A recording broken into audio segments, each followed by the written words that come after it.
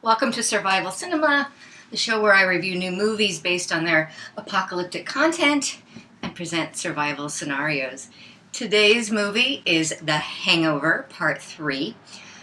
This movie was funny. However, it departs from the traditional hangover structure that we've all kind of grown to know and love.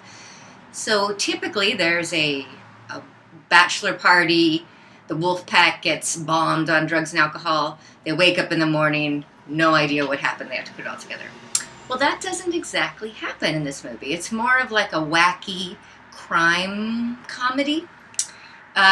Melissa McCarthy makes an appearance in the movie, and she's just delightful. She has this great kind of awkward love connection with Zach Galifianakis, and then makes an appearance at the very end of the movie. Make sure you stay through the credits, because the last scene, and in my opinion the best scene of the film, is after the credits start. So go ahead and wait through them, and there you'll actually see a little bit of what I was hoping for. Let's just say they set up Hangover 4 should they decide to make it. In terms of survival, the great, fantastically funny Mr. Chow is back again. He escapes from a prison in Bangkok, ends up in Mexico, and then in Vegas, of course. And he does again get locked in a trunk. So the survival strategy I'm going to present to you today is what should you do if you get locked in a trunk. So the first thing to remember is to stay calm. You're going to need to think quickly and clearly. Try not to panic.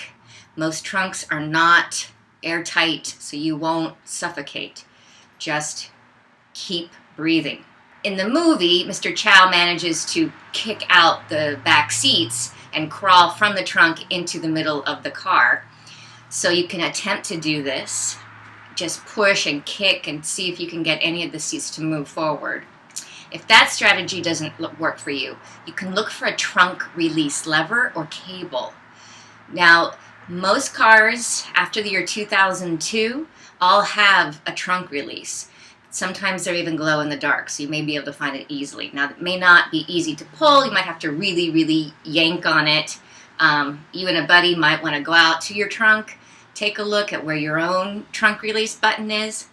If you get locked in a trunk of a car that was made before 2002, you're going to have to try one of these other strategies. Another thing you can try is to push the brake lights out. Just, if there's anything that you can grab in the trunk and just smash them out, kick them out, push them right out of the back of the car. There will be a hole, and you can put your hand through the hole and hopefully signal to another driver, or perhaps the police will pull the car over for not having brake lights. Let's just hope you don't get rear-ended while there's no brake lights. The last survival strategy is if there's a jack inside the car trunk. Usually they're under the wheel, under the rug. You can pull out the jack and begin to jack it up against the lid of the trunk. Hopefully you can jack it up enough to where the trunk will release and you can crawl out to safety. And that's my movie review. I'm Fallout Girl signing off. Remember, stay prepared.